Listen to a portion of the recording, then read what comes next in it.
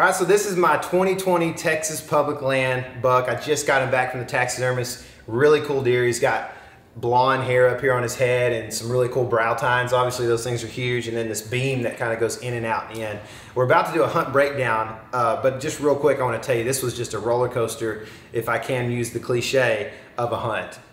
Emotionally up and down, and I think I might have cried just a little bit after I shot this deer. This is the biggest deer I've ever seen on Texas public land while hunting, and I actually got a shot at him at 30 yards and watched him fall. Incredible experience. This was a early November hunt, and so you typically think of it as definitely the rut, but he wasn't super amped up like the deer that came in before him that was chasing full throttle as fast as a deer can run. He did a lot of rubbing and scraping, but he was just kind of dominant buck, hanging out, getting up from his bed. I saw this deer go to bed and made a tactical move, you know, and went after him this evening, and it paid off. So let's look at the hunt breakdown and see why it was successful. So leading up to this point in the story, there was a few days of hunting that we had both been kind of hunting separate of each other, but nearby. And I actually was hunting from like a little willow tree that I was probably like 8 foot up, and I was having deer coming right under me. It felt like a place I could definitely kill out of, but I had seen a big buck the morning of this day walk through a persimmon thicket, a small one, kind of going back to bed. And so I thought, okay, well, I think he's bedding back this direction. There's probably more of them back there. Let's just move and try to get near persimmons. And so actually the same night that this hunt happens, KC was in the stand, had a really good hunt too. Yeah, rattled in too many bucks. Too many. How does that happen? I don't know, but there's a link in the description if you want to watch that hunt. It's pretty cool. Not quite as cool as this one though. Oh, let's watch it. Let's find out. Extract a buck. Ooh, extract a buck. We're going to. That's a new product that's going to hit ATA this year. That's right.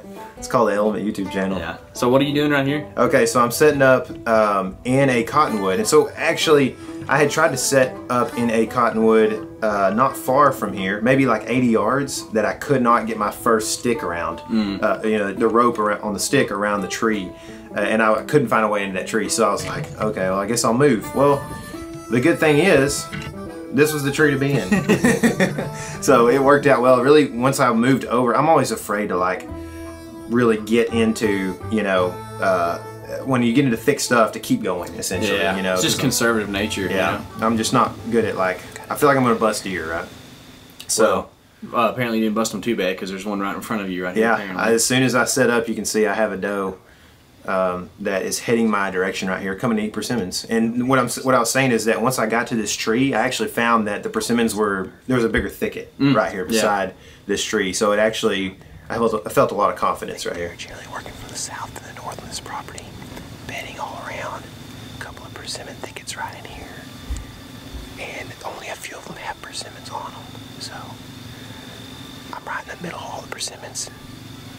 I'm kind of out in the open, but it looks like it's 100 degrees right here. Like this. I remember it was kind of warm for We had a November. The whole month nearly was warm for us in Texas. I think it was like 75 degrees here almost.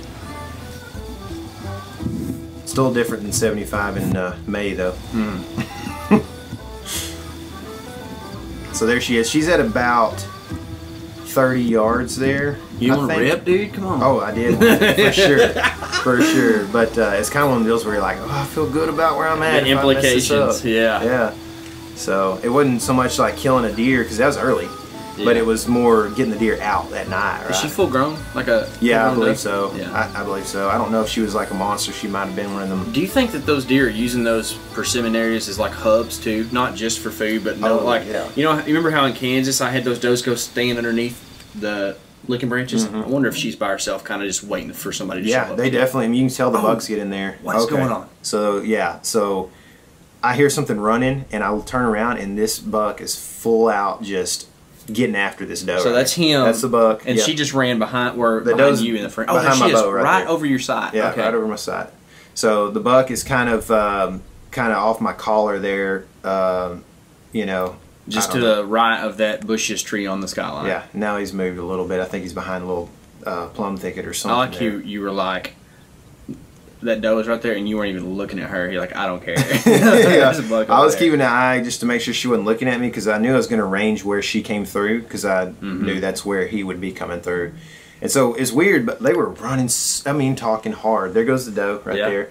And so they, but when they got right here, it's like once they got into the persimmon thickets, like that's where they knew they could just chill, you know. I think that persimmon, those thickets create cover for them too that they really like, you know. Yeah, high stem count. I mean, those trees are all tight and bushy. And there I am trying to self-film. Oh, so here's the thing is that you actually set up for shots that were back the other direction. Right? I'll be honest, I wanted to kill a deer in the morning on this spot. Yeah. And thought also there was a lot of thick stuff that's basically to my right side as I'm looking right now. And so I thought, well, there's a chance deer come there, or there's a chance that they come, you know, that buck comes from where he ended up coming from, which was his bedding for the day. And either way, I'd be able to get a shot, but I just did not have my camera set up and ready for deer to literally run full speed in on. This is crazy that you're self-filming kind of behind your back right here. yeah.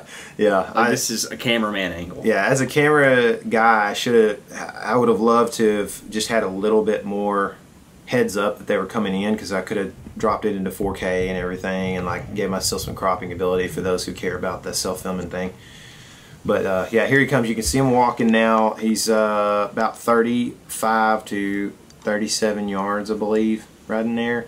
And so you can see the brush pile, and he's about to walk in front of that. That brush pile is probably about 40 or so, but she had come through right where he's at. And this deer is big. You can't tell it. He's like 18 inches wide. So when he I love how you draw the bow, dude. Dude, man. Richard wouldn't be very happy with that. Oh man. So I literally shot right over his back. Everything looked good, but I shot, I'm just talking right over his back. And the grass is so thick in there, we never even found that arrow actually. Did we look in the daylight? Yeah. Really? Oh, that's the worst. Yeah, so he's blowing at me right now because something just flew right by him.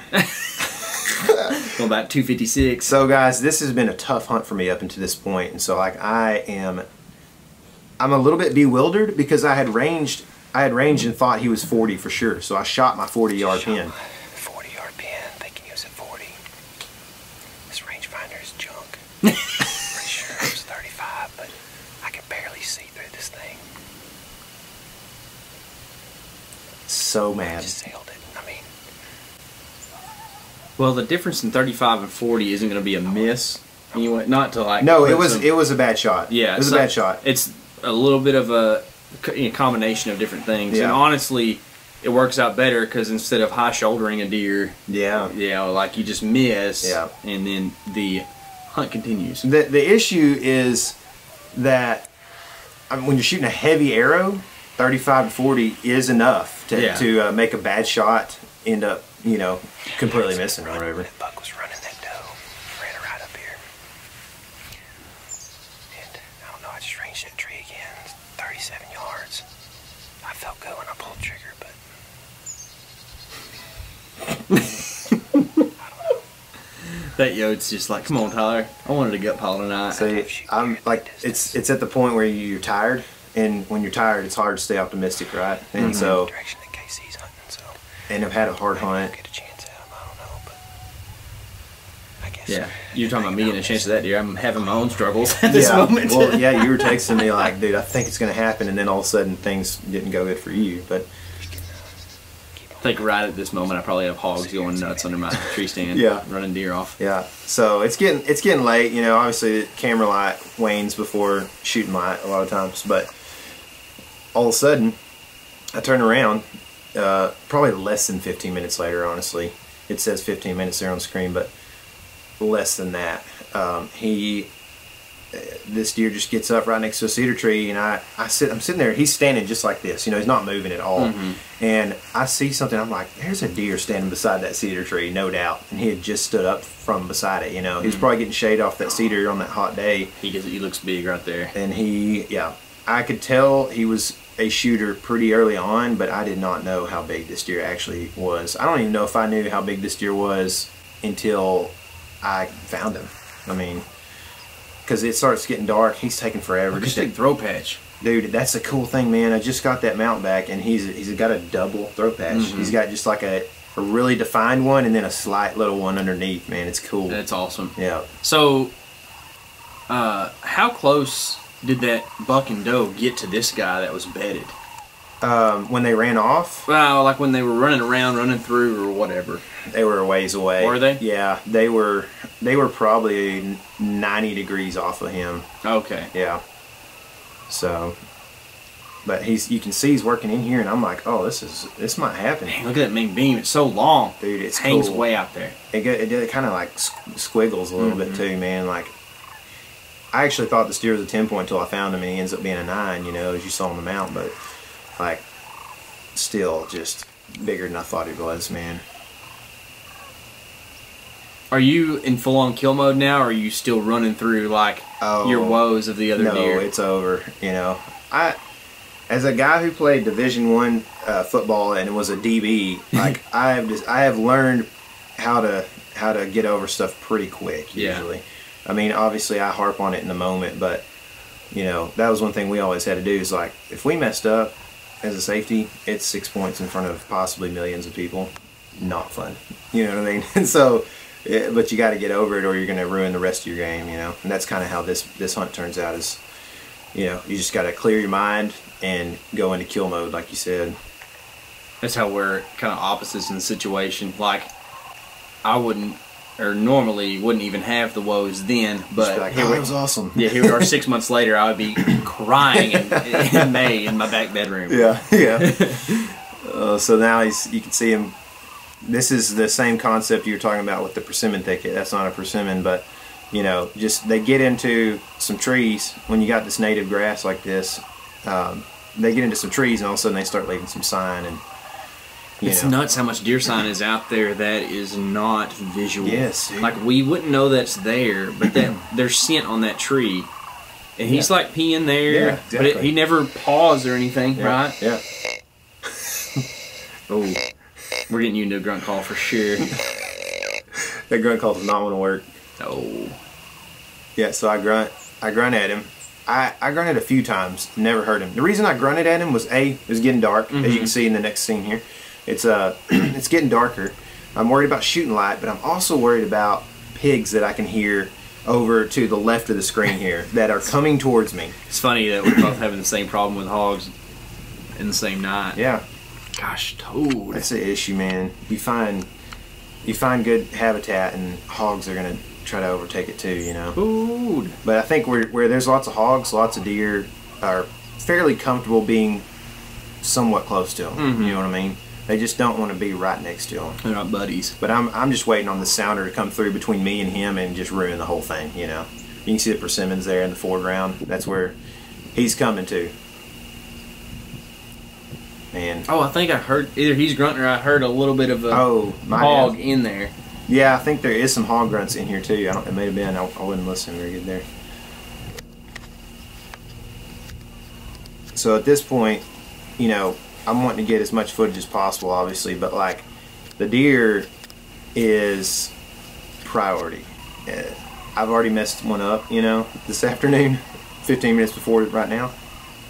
And I don't want to mess this one up, so it's kind of whatever has to happen, right? I'm not like, if I don't get him on the kill shot on footage, it's like, man, this is just something that I cannot let slip through my fingers, because this is something I've worked so hard for, a big old Texas public land buck. He's rubbing that little sage bush or whatever that is. I don't know what that is out there, rubbing that little bush. When I worked up there in far west Texas, they had this thing called like greasewood or something like that. I wonder if they have that down here where this is.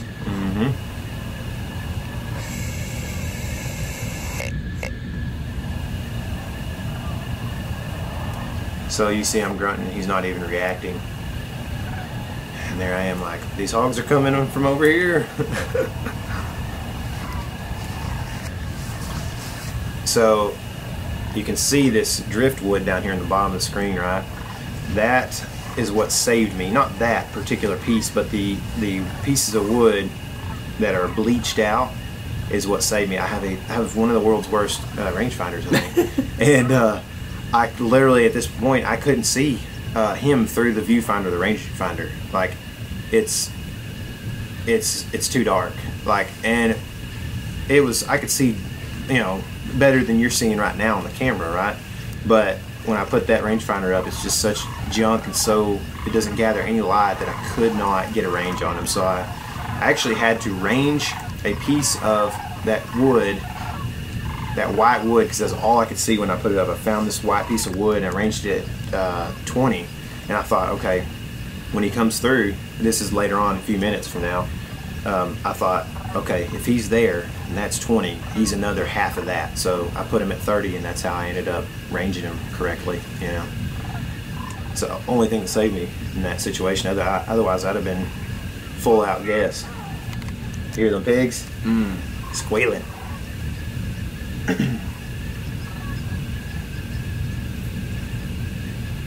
So he's like probably 35-ish right there. He's pretty close. He's just hanging out in that persimmon thicket on the edge. And it is quiet as a titmouse out there. It is.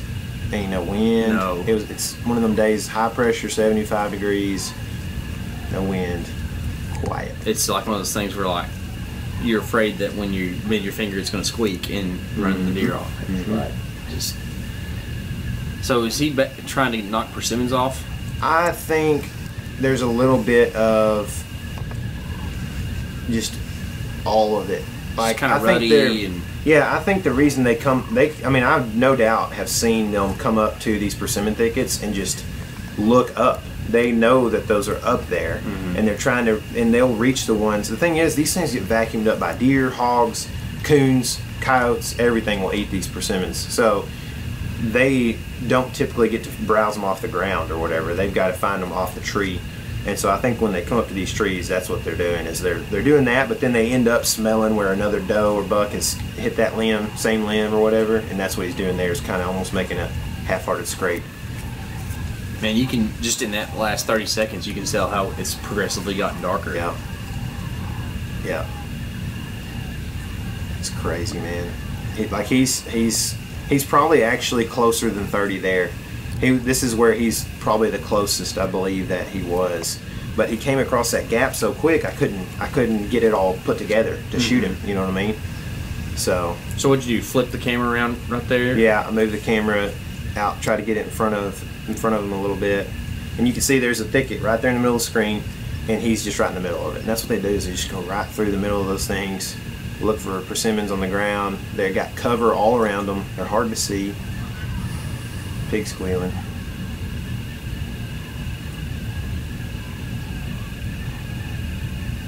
And then they just stop, and it progressively gets closer to shooting light being over with. You were like kind of keeping up with it and being pretty tight, right? Yeah, I was, because we don't intend to do anything illegal at all. But here he goes. He's going to the next persimmon thicket right here, and you can hear me doing stuff, getting ready. The GoPro makes it look like it's real late. Yeah, it does. The GoPro doesn't pick up nearly as much light. Well, you got that contrast to the sunset there.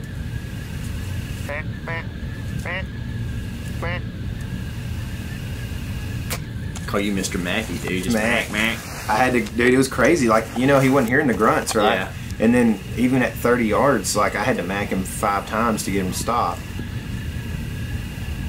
But I was actually standing on my platform, saddle hunting here, standing turned around. So I wasn't really like, you know, that's about the worst direction you could shoot out of a saddle, but I was able to stand on my platform to shoot it.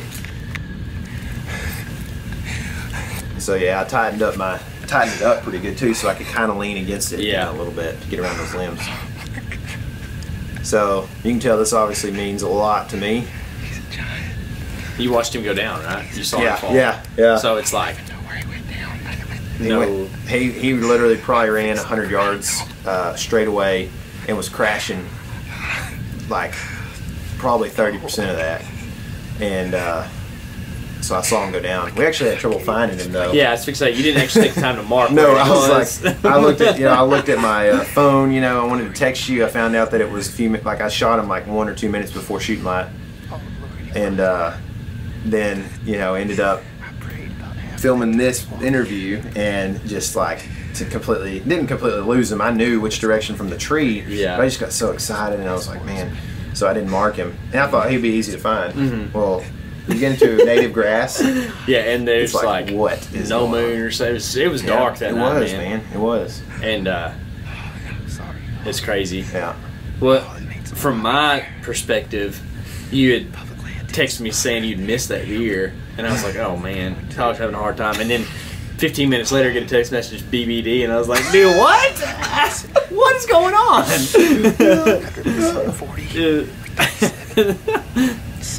So there's the video of me missing the first one. I'm talking. And I'm thinking, when you sent me that text, I was like, did he shoot one of the deer that I saw? Like, it's like, how many deer can there be? Well, apparently a few. Yeah. Another thing, you find the right spot. You know, that's where bucks want to hang out. They want to be away from pressure and stuff. But I thought that that deer, when I missed him, was headed right at you. I didn't know exactly where you were. Apparently, you never saw him, so apparently he didn't go to you. But they're somewhere in that general. Either they stopped before me or they probably something. I don't know. And he was at 30 is what I guessed him at. I thought for sure. I was like, please let Casey kill that buck. That would have been real cool. That would have been awesome. It piled up pretty quick. Anyway, yeah, it's from this point, it's just me talking a bunch and us celebrating and going finding the deer and everything. We'll link to the description below for this video. But you know, I think a couple of things that I learned in this was that basically, you know, persimmons can be a big deal for a lot of people, and it kind of depends. You know, regionally there are different types of you know, different types of forage base for these deer that are preferential for different deer in the U.S. essentially. So like, you know I was talking to a buddy of ours the other day. There are certain feeds you can put out in Oklahoma that don't do much here that they eat up, and vice versa. You know. Well, we were in Illinois the other day and found persimmons up there, so it ain't just down here. But this is like desert Southwest type stuff, and it's that and dirt out there for them to eat right then. Yeah, that's right. And it's, I mean, and they get sweet, and so I think it's one of those things where, like, if you can find some good patches that are putting out, it's a good thing. I think also another thing just to think about as well is just like the what Mark Drury calls it, the MRI, I think, most recent information. You know, finding, like I saw that deer that morning. I believe it was that deer. I don't know for sure, but I believe it was that deer going back to bed, because that's the same direction he came from in the evening, and basically just moved on him, made an aggressive move, and, you know, obviously God put me in the right position, right? So I had that ability to get into the right tree, actually not even get into the tree I had planned on at first. So anyway, yeah, so I think there's a couple lessons. I mean, definitely persimmons can be just key for you in the South especially, but like I said, all over the place. But just paying attention to what deer are doing during a hunt and making moves is always a good thing. What about equipment lessons? Did you learn any equipment lessons in this deal? It'd be nice to have a better rangefinder, that's for sure. I would like that. The grunt call, I don't think would have made a difference if I had a good grunt call or not. He didn't hear me, you know. Or he didn't care, at least. Well, I thought the hogs might, like, he might think I'm a hog. You know what I mean? So I don't know. But yeah, the saddle was a big game changer for me too this year, and for you as well. Being able to kind of, you know, I think I could have killed that deer for sure out of a tree stand, no doubt. But there, you know, one thing you can see me when I go to shoot this deer, you can see me kind of lean out, and I had actually tightened it so that I could lean out, because if it's too far, you're leaning out on your stomach. It's weird, you know. So, you know, obviously getting familiar with that is a big deal too. But that was a big part of me shooting deer this year, was being able to lean out and deliver around limbs. It just makes a big difference on finding that hole to be able to get a shot through or whatever. And you know, you talked about how, like, with a heavy arrow, you're the change between 35 and 40 is a pretty big deal, but at the same time, you shot this deer at like 30 and got a rip pass through. So that, you know, it's like the trade-offs are definitely apparent, you know. So it's it definitely benefited, I think. And who knows, you know, you might have got a pass through with a 285 grain arrow or something. You know, who knows? But I can see, you know, the pluses and minuses in the same hunt right here. No, it was great. I mean, it was like, it was to the point where it was so bloody when we got there we couldn't see. We couldn't show it. Like, YouTube just would not allow that pretty much. So we had to, like, we were both like, whoa. Yeah. We're looking on the deer and we're like, dang, there's stuff everywhere here. So it was definitely, you know, the pass through, and it was quartering away, man. It literally was one of them deals, like just the arrow, the placement and everything was just not me at all. I felt like that's one reason I broke down. You know. Did you pick out this spot on the map and then go over there? Like, did you pick out trees and stuff, or like did you see them? I picked out a tree on the map. The first tree that I didn't get to, I picked out on the map, and then so I ended up having to move like 80 yards to the next tree that was available. And so, but like I said, once I got over there, saw the persimmons were even thicker.